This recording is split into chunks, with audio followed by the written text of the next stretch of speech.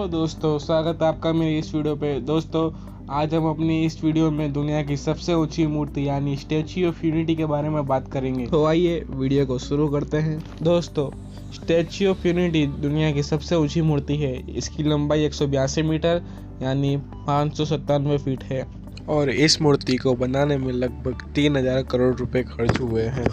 यह मूर्ति भारत के प्रथम उप प्रधानमंत्री और गृह मंत्री श्री सरदार वल्लभ भाई पटेल को समर्पित है, जिन्होंने भारत की आज़ादी के लिए महत्वपूर्ण योगदान दिया था। उन्होंने भारत की आज़ादी के समय 562 देशी रियासतों को भारत में मिलाने का महान कार्य किया था। यह मूर्ति भारत के गुजरात राज्य में सरदार सरोवर डैम के नज़दीक केवड़िया में स्थित है। यह मूर्ति सरदार सरोवर डैम से 32 किलोमीटर दूरी पर साधु बेटक नामक स्थल पर स्थित है।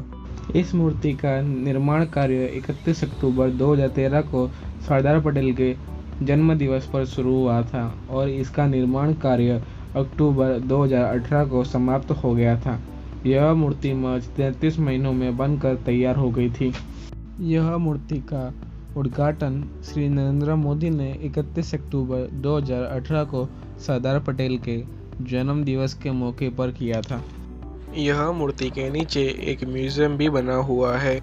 इस मूर्ति के बाहिनी ओर से विंध्याचल पर्वत की हारमाला खत्म होती है और इसके दाहिनी ओर से सातपुड़ा पर्वत की हारमाला शुरू होती है और इसके बीच में बना हुआ है सरदार सरोवर डैम और डैम के किनारे बनी हुई है दुनिया की सबसे ऊंची मूर्ति यानी स्टैच्यू ऑफ यूनिटी।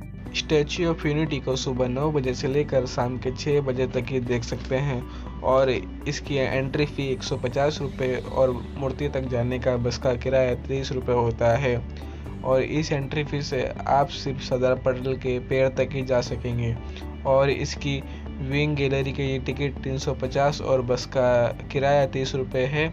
इससे आप सरदार पटेल के हृदय तक जा सकेंगे और अगर आपने यह टिकट ले ली है तो आपको एंट्री टिकट लेने की ज़रूरत नहीं है। यहाँ का लेजर लाइट शो शाम 7:30 बजे शुरू होता है। इस मूर्ति के साथ ही आप इसके आसपास के स्थल भी देख सकते हैं, जैसे कि Sardar Sarovar dam, Sardar Patel jungle safari, butterfly garden, unity glow garden देख सकते हैं। तो दोस्तों, इसी के साथ ही आज के वीडियो में सिर्फ इतना ही।